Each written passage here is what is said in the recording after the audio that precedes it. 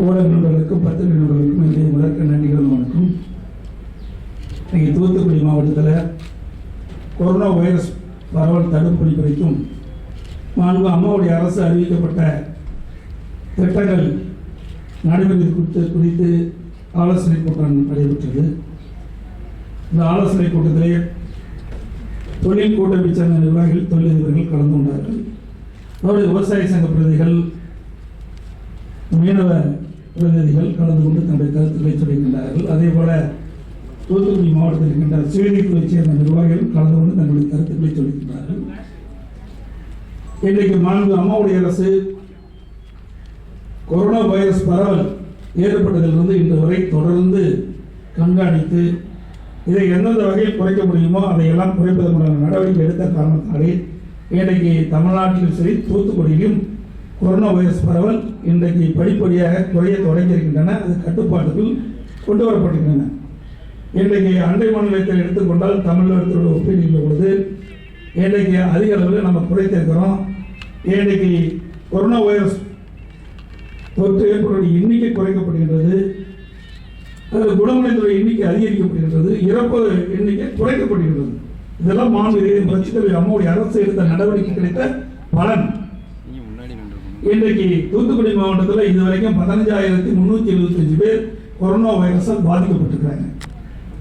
இதில் பாதிக்கப்பட்டவர்களுக்கு உரிய சிகிச்சை அளித்ததன் விளைவாக 14,855 பேர் இன்றைக்கு குணமடைந்து வீடு திரும்பியிருக்கிறாங்க. இன்றைக்கு கொரோனா வைரஸ் தொற்று ஏற்பட்டு இறந்தவருடைய எண்ணிக்கை இந்த மாவட்டத்தில் 133 பேர். 10-11 பாதிக்கப்பட்ட எண்ணிக்கை 31. 10-11 மட்டும் சிகிச்சையில் திரும்பியவர்கள் 63 பேர். தற்போது கொரோனா வைரஸ் சிகிச்சை பெற்றோருடைய எண்ணிக்கை 357 பேர். இதெல்லாம் நேற்றைய தினம் எடுக்கப்பட்ட விவரங்கள்.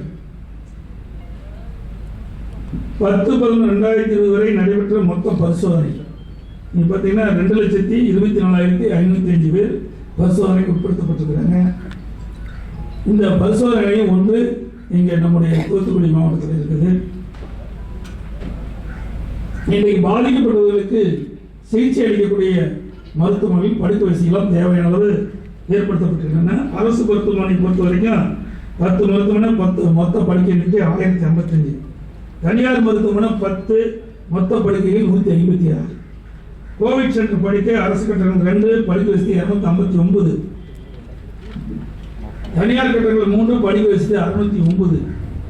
அதுபோல நோய் தடுப்பதற்காக போதிய மருத்துவ உபகரணங்கள் N95 முகக்கவசம் தேவையான அளவு கையிருப்பு இருக்குது.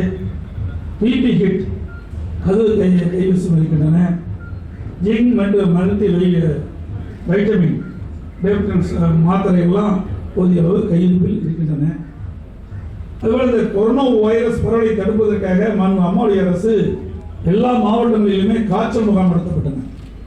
ஃபீவர் கேம்ப் நடத்தப்பட்டது. இந்த ஃபீவர் கேம்ப் வந்து நம்முடைய தூத்துக்குடி மாவட்டத்தில் 11,343 காய்ச்சல் முகாம் இதுவரை நடைபெற்றிருக்கின்றன. இதில் கலந்து கொண்டவர்களுடைய எண்ணிக்கை 6,10,292 பேர் இந்த காய்ச்சல் முகாமில் கலந்துட்டாங்க. இப்படி காய்ச்சல் முகாம் நடத்திய காரணத்தினால்தான் அந்த காய்ச்சல் முகாமில் கலந்து கொண்டவர்கள் ஏதாவது நோய் அறிகுறி தென்பட்டால் அவர்களை அருகில் இருக்கிற மருத்துவமனைகளை சேர்க்கப்பட்டு அவருக்குரிய சிகிச்சை அளித்து குணமடை செய்திருக்கிறார்கள். அதனால நோய் பரவல் நம்முடைய மாநிலத்தில் குறைக்கப்பட்டிருக்கிறது. எல்லாமே RT-PCR டெஸ்ட் அதை செஞ்சதுனால தான் நமக்கு இந்த நோயை கட்டுப்படுத்தப்பட்டிருக்கிறது. நம்முடைய நோய் கட்டுப்பட்ட பகுதி ஒன்று தான் இருக்குது நம்முடைய தூத்துக்குடி மாவட்டத்தில். அதை இப்படி மாநில புரட்சித்தலைவர் அம்மாவுடைய அரசு தொடர்ந்து கண்காணித்து எந்தெந்த வகையில் நோய் குறைப்பதற்கான நடவடிக்கை மேற்கொள்ளுமோ அதையெல்லாம் இன்றைக்கு செய்த காரணத்தினால்தான் நோய் பரவல் இன்றைக்கு குறைக்கப்பட்டிருக்கிறது. அது மட்டும் இல்ல, பல இடங்களில் வீடு வீடாக சென்று நம்முடைய அரசு அலுவலர்கள் பணி அமர்த்தப்பட்டார்கள். சுகாதாரத்துறை மூலமாக பணி அமர்த்தப்பட்டவர்கள், உள்ளாட்சித்துறை மூலமாக பணி அமர்த்தப்பட்டவர்கள் வீடு வீடாக சென்று மக்களை சந்தித்து உங்களுக்கு காய்ச்சல் இருக்குதா, இருமல் இருக்குதா அப்படின்னு அவர்களிடத்திலே கேட்டு அதில் ஏதாவது நோய் அறிகுறி தென்பட்டவர்கள் இருந்தால் அவர்களை அழைத்து வந்து மருத்துவமனையில் சேர்த்து அவர்களுக்கு உரிய சிகிச்சை அளித்து குணமடை செஞ்சிருக்கிறோம். நடமாடும் மருத்துவ குழு ஏற்பாடு செஞ்சிருக்கோம். எங்காவது ஒரு பகுதியில் இந்த கொரோனா வைரஸ் தொற்று இருந்து கண்டறிந்து மாவட்ட நிர்வாகத்துக்கு தகவல் கிடைக்கப்பட்டாலோ சுகாதாரத்துறைக்கு தகவல் கிடைக்கப்பட்டாலோ உடனடியாக மருத்துவ குழு அந்த பகுதிக்கே சென்று அங்கே இருக்கின்றவர்களுக்கு அவங்க அந்த பரிசோதனை உட்படுத்தப்பட்டு அதில் ஏதாவது அறிகுறி இருந்தால் அவர்களையும் மருத்துவமனையில் சேர்ந்து சிகிச்சை அளித்த காரணத்தினால்தான் இன்றைக்கு தூத்துக்குடி மாவட்டத்தில் நோய் குறைந்திருக்கின்றது. இன்றைக்கு குணமடைந்தவருடைய எண்ணிக்கை அதிகரிச்சிருக்குது. இன்றைக்கு படிப்படியாக இயல்புகளை திரும்பக்கூடிய சூழ்நிலை நாம் உருவாக்கி கொண்டிருக்கின்ற செய்தி நான் ஏற்படுத்தியிருக்கிறேன். பல திட்டங்கள் நாங்கள் நிறைவேற்றிருக்கிறோம். இன்று மட்டும் 11 தேதி நம்முடைய காலையில் வந்தவுடனே 18 புதிய கட்டடங்கள் திறந்து வைத்திருக்கிறோம். 39 கோடியில் 328.66 கோடி மதிப்பீட்டில் 29 பணிகள் அடிக்கல் நாட்டு விழா நடைபெற்றிருக்கிற அந்த மாவட்டத்தில் இந்த மாவட்டத்தில் இருக்கின்ற மக்களுக்கு சிறப்பான சிகிச்சை அளிக்க வேண்டும் என்பதற்காக புற்றுநோய் கதிர் சிகிச்சை அளிக்க வேண்டும் என்பதற்காக ஈடியட் எக்ஸிலரேட்டர் கருவி ஒன்று 16 கோடி ரூபாயில் இன்றைக்கு மருத்துவமனையில் நான் காலையில் போய் நேரடியாக திறந்து வைத்து வைத்திருக்கிறேன். அதில் சிடி ஸ்கேன் இப்படி பல கட்டணம் சேர்த்து 20 கோடி ரூபாய் மதிப்பில் இன்னைக்கு இந்த புற்றுநோய் கதிர் சிகிச்சை அளிப்பதற்காக இன்னைக்கு அரசு இந்த கருவியை இன்னைக்கு வழங்கியிருக்கிறோம். இந்த மாவட்டத்தில் நான் ஏற்கனவே தூத்துக்குடி மாவட்டத்தில் வந்த பொழுது இறுதிய சிகிச்சை பெறுவதற்காக ஸ்டென்ட் வைப்பதற்காக கேப்லேப் ஒன்று திறந்து வைத்துக் கொண்டிருக்கிறேன். ஆகவே நாங்கள் வருகின்ற பொழுதெல்லாம் ஏழை எளிய மக்களுக்கு உரிய சிகிச்சை அளிக்க என்பதற்காக உயர்தரம் சிகிச்சை அளிக்க என்பதற்காக மருத்துவத்துறையை வழங்கிக் கொண்டிருக்கின்ற செய்தியை அதனுடைய மதிப்பு 3.75 கோடி ரூபாய்.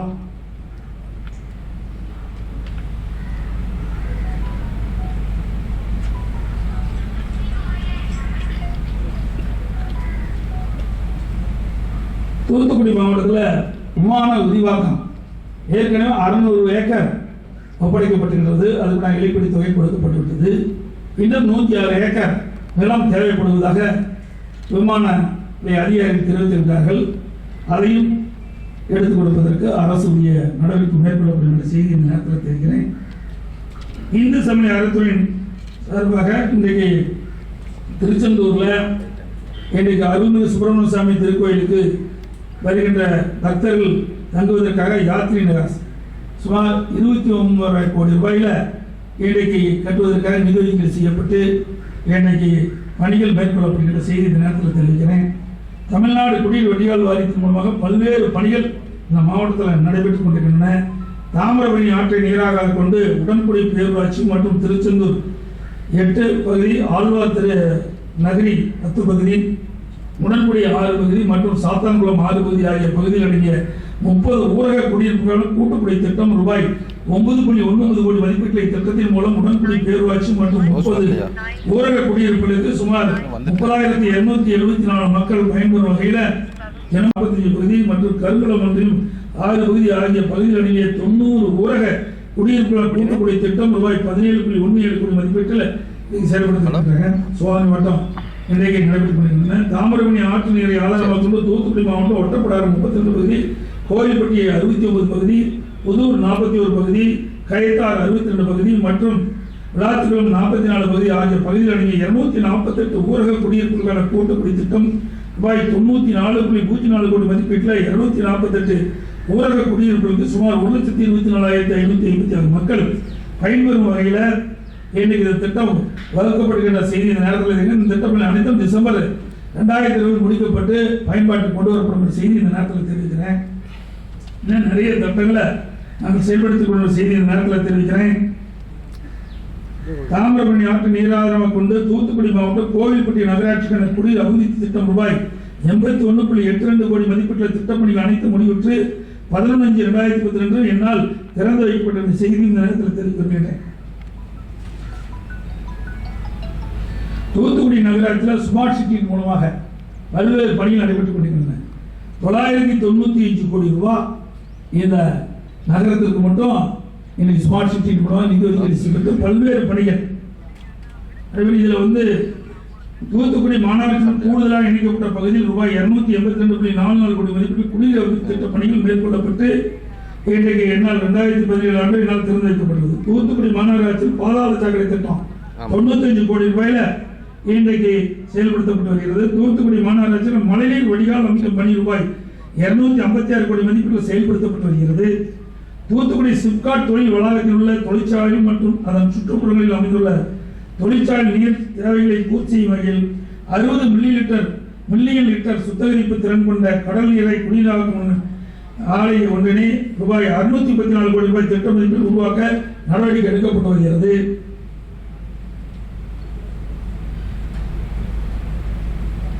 குடிமராமத்து திட்டத்தின் மூலமாக பல்வேறு பணிகள் நடைபெற்று வருகின்றன. இந்த மாவட்டத்தில் இன்றைக்கு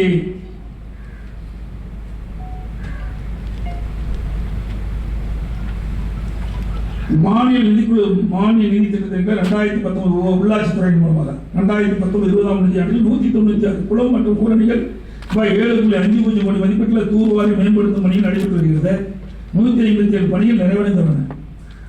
குடிநீர் பணிகளை பொறுத்தவரைக்கும் ஜல் ஜீவன் மிஷன் திட்டத்திற்கு 2020-21ஆம் ஆண்டில் 278 ஊராட்சிகளில் 982 குக்கிராமங்களில் 1,68,665 வீடுகளுக்கு ரூபாய் 90.76 கோடி மதிப்பீட்டில் இன்னைக்கு அந்த குடிநீர் இணைப்பு வழங்குவதற்காக இன்னைக்கு ஒப்பந்த புள்ளி இறுதி செய்யப்பட்டு பணிகள் நடைபெற்று வருகின்றன என்பதை இந்த நேரத்தில் தெரிவித்துள்ளேன். பசுமைநீர் திட்டத்தின் கீழே 2020-21ஆம் ஆண்டு 5.73 கோடி மதிப்பில் 273 வீடுகள் கட்டுவதற்கு இன்றைய உத்தரவு வழங்கப்பட்டு பணிகள் நடைபெற்று வருகின்றன. விளையாட்டு மேம்பாட்டு ஆணையம் கோவில்பட்டி செயற்கை இலை விளையாட்டு அரங்கு ரூபாய் 7 கோடி ரூபாய் மதிப்பிலும் சிறப்பு விளையாட்டு விடுதி ரூபாய் 90 லட்சம் மதிப்பில் அமைக்க ஆணையிட்டு செயல்பட்டு வருகிறது. மேலும் தூத்துக்குடியில் ரூபாய் 80 லட்சம் மதிப்பிலான விளையாட்டு விடுதி அமைக்கப்பட்டு செயல்பட்டு வருகின்ற செய்தி இந்த நேரத்தில் தெரிவிக்கிறேன். வேளாண்மை துறை பொறுத்தவரைக்கும் நுண்ணுயிர் பாசன திட்டத்தில் கடந்த 4 ஆண்டுல 16 கோடி 61 லட்சம் ரூபாய் மானியத்தில் நுண்ணுயிர் பாசன அமைப்புகள் 10,186 ஏக்கர் நிறுவப்பட்டுள்ளது. 2020-21ஆம் ஆண்டுல 25 கோடி 84 லட்சம் ரூபாய் துணை நிலை நீர் மேலாண்மை பணிகளுக்காக 3 கோடி 80 லட்சம் ரூபாய் ஒதுக்கப்பட்டு பணிகள் நடைபெற்று வருகின்றன. பாதுகாக்கப்பட்ட சூழலில் தோட்டக்கலை பயிர் சாகுபடி மேற்கொள்வதற்காக கடந்த 4 ஆண்டுல நிழல்வலை கூடாரம், பசுமை குடில் மற்றும் இடப்போர்வை அமைப்பதற்காக 13 கோடியே 5 லட்சம் ரூபாய் மானியம் வழங்கப்பட்டுள்ளது.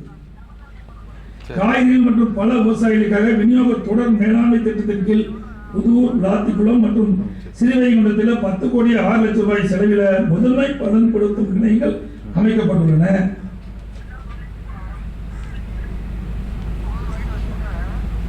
பிரதம பயிர் காப்பீட்டு திட்டத்தில் கடந்த 4 ஆண்டுல 7,26,813 விவசாயிகள் பதிவு செய்யப்பட்டு இதுவரை 4,32,990 விவசாயிகளுக்கு சுமார் 60% இழப்பீட்டு தொகையாக 680 கோடியே 55 ரூபாய் இழப்பீட்டு தொகை விவசாயிகளுக்கு வழங்கப்படுகின்றன.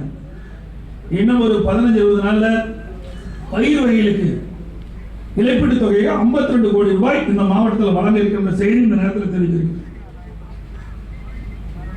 தொழில் பொறுத்த வரைக்கும் 2019 உலக முதலீட்டாளர் மாநாடு சென்னையில் நடத்தணும். அந்த மாநாட்டில் ஸ்பீக் நிறுவனம் 3,706 கோடி ரூபாய் முதலீட்டில் 800 நபர்களுக்கு வேலை வாய்ப்பு என்ற வகையில் முத்தையாபுரத்தில் உரங்கள் உற்பத்தி விரிவாக்க திட்டத்திற்கு ஒரு புரிந்துணர்வு ஒப்பந்தம் போடப்பட்டது என்ற செய்தி இந்த நேரத்தில் தெரிவிக்கின்றேன். இத்திட்டம் ஜனவரி ஏப்ரல் 2021 அளவில் முழுமையாக நிறைவேற்றப்படும். இதே போன்று ஸ்பீக் குழுமத்தை சேர்ந்த கிரீன் ஸ்டார் ஃபெர்டிலைசர் நிறுவனம் 1,525 கோடி ரூபாய் முதலீடுல 720 நபர்களுக்கு வேலைவாய்ப்பு என்ற வகையில் தற்போது சல்பரிக் ஆக்ஷன் திட்டத்தினை விரிவாக்கம் செய்த ஒரு புரிந்துணர்வு ஒப்பந்தம் போடப்பட்ட செய்தி தெரிவிக்க விரும்புகிறேன். சிறிவாரி எனர்ஜி சிஸ்டம்ஸ் பிரைவேட் லிமிடெட் நிறுவனம் 250 கோடி ரூபாய் முதலீட்டில் 228 நபர்களுக்கு வேலைவாய்ப்பு அளிக்கும் வகையில் மேலக்கரத்தை கிராமத்தில் இன்னைக்கு அந்த பணியை துவங்க இருக்கின்றாங்க. நெதர்லாந்து நாட்டை சேர்ந்த எஸ்ஹெச்வி எனர்ஜி நிறுவனம் 550 கோடி ரூபாய் முதலீட்டில் 70 நபர்களுக்கு வேலைவாய்ப்பு அளிக்கும் வகையில் முத்தியாபுரம் கிராமத்தில் அங்க அந்த பணி துவங்க இருக்கிறாங்க. பிரான்ஸ் நாட்டை சேர்ந்த tweet solar energy private limited நிறுவனம் 2000 கோடி ரூபாய் முதலீடு மற்றும் 600 நபர்களுக்கு வேலைவாய்ப்பு வழங்கும் வகையில் தூத்துக்குடி மாவட்டத்தில் காற்றாலை மின் உற்பத்தி விரிவாக்க திட்டத்திற்கு சமீபத்தில் 27/5/2020 புரிந்துணர்வு ஒப்பந்தத்தை மாநில அரசு மேற்கொண்ட செய்தி இந்த நேரத்தில் தெரிவிக்கிறேன். அதே இன்றைக்கு ஆயிரக்கணக்கான கோடி ரூபாய் இன்றைக்கு தூத்துக்குடி மாவட்டத்தில் இருக்கின்ற மாவட்டத்திலே இன்றைக்கு தொழில் முதலீட்டை செய்து இன்றைக்கு ஆயிரக்கணக்கானவர்கள் வேலைவாய்ப்பு உருவாக்கி தந்திருக்கின்ற செய்தி இந்த நேரத்தில் தெரிவிக்கின்றேன். நீர்வள ஆதாரத்துறையை பொறுத்தவரைக்கும் நான் ஏற்கனவே குறிப்பிட்டுள்ள பொதுப்பணித்துறையின் சார்பாக இன்றைக்கு 3 ஆண்டுல 25 கோடி மதிப்பீட்டில் 82 பணிகள் முடிக்கப்பட்டிருக்கின்றன.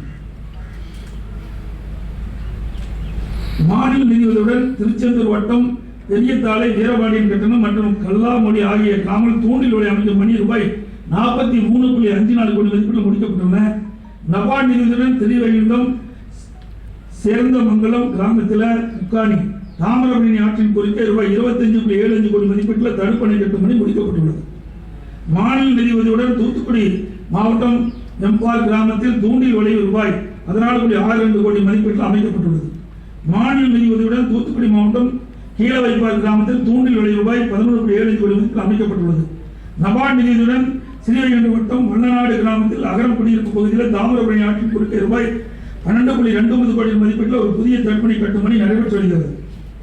தூத்துக்குடி மாவட்டம் கோரப்பள்ளம் குளத்தை தூர்வாரி அந்த மண்ணை தூத்துக்குடியில் அமைக்கப்படும் சூழலில் பூங்கா பணித்தளத்திற்கு கொண்டு செல்லும் பணி ரூபாய் 11.30 கோடி மதிப்பீட்டில் நடைபெற்று வருகிறது.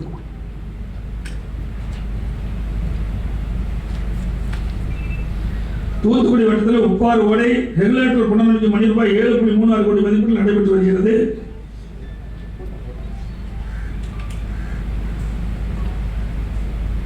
மீன்வளத்துறையில் இன்றைக்கு பெரியத்தாளை மீனவ கிராமத்தில் கடல் அரிப்பினை தடுப்பதற்காக இன்றைக்கு 30 கோடி ரூபாயில இன்றைக்கு அந்த திட்டத்தை மேலும் விரிவடை செய்வதற்காக அந்த பணி துவங்க இருக்கின்றோம்.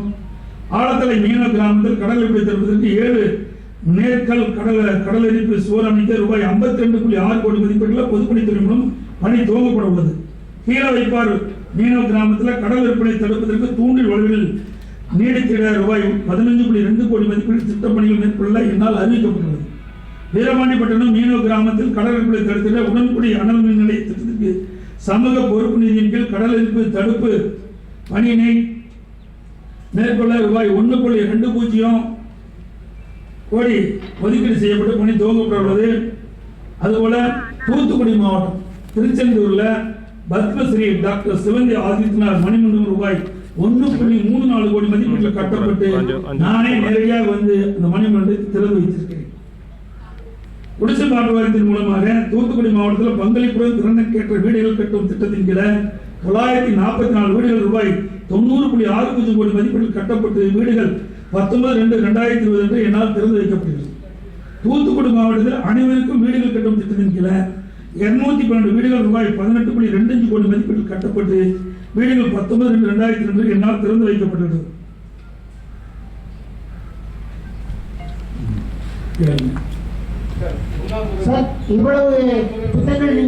நிறைய இருக்குது, சொன்ன 1 மணி நேரத்துக்கு மேல ஆயிரம் நிறைய இருக்குது. நான் முக்கியமான சிலவற்றை தான் சொல்லியிருக்கேன்.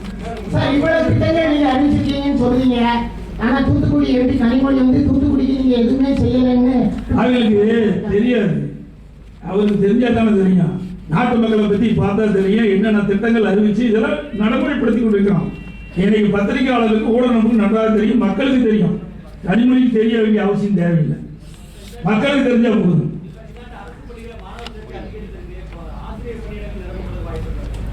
ஒவ்வொரு ஆண்டும் காலி பணியிடங்களை அரசு நிரப்பி வருகிறது. செய்திகளை உடனுக்குடன் தெரிந்து கொள்ள உங்கள் கரம் டிவியை சப்ஸ்கிரைப் செய்யுங்கள். அதோடு பெல் பட்டனையும் கிளிக் செய்யுங்கள்.